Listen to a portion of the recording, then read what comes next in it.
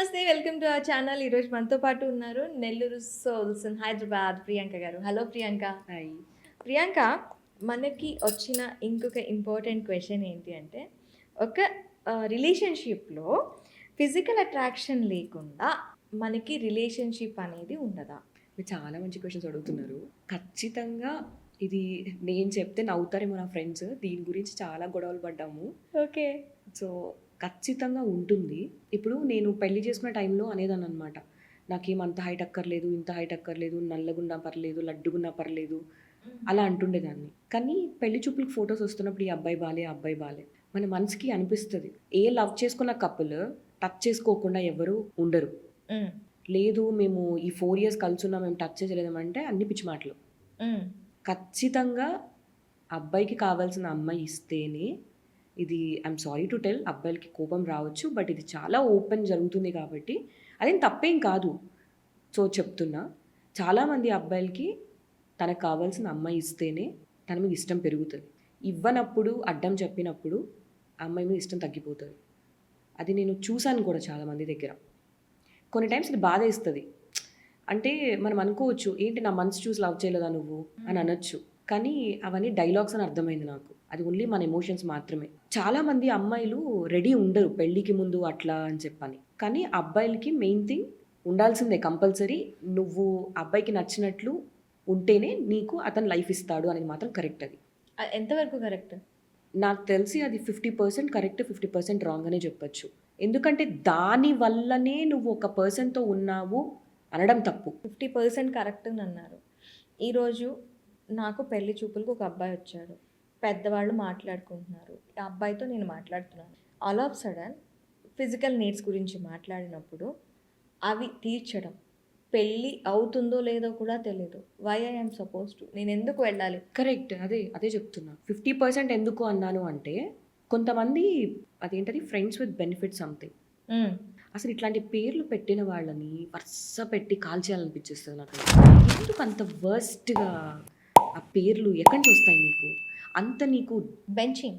నేను చెప్పాలి అంటే అంత దురదున్నప్పుడు పెళ్లి చేసుకో వెళ్ళు. ఎందుకు అట్లా లైఫ్‌లు పాడు చేసుకుంటావు? నీ ఆనందం నువ్వు చూసుకుంటావు.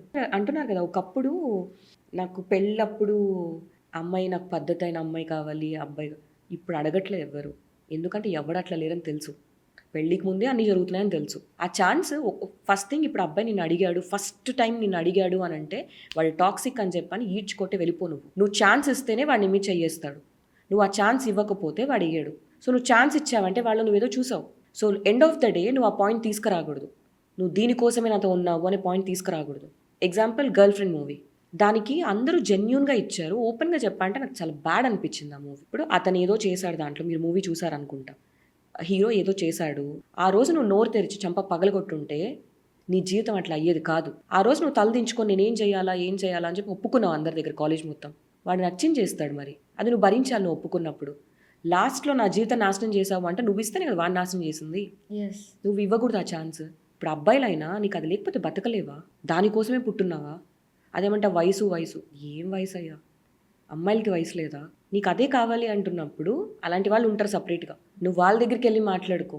నువ్వు లవ్ అని పేరు పెట్టి, అఫెక్షను, లవ్, గివ్ అని పేరు పెట్టి నువ్వు నీ ఫిజికల్ నీడ్స్ గురించి మాట్లాడుతున్నావు అంటే నువ్వేం మగాడివి? కొంతమంది అంటారు, అది పార్ట్ మాత్రమే, నా లైఫ్‌లో ఒక పార్ట్ మాత్రమే.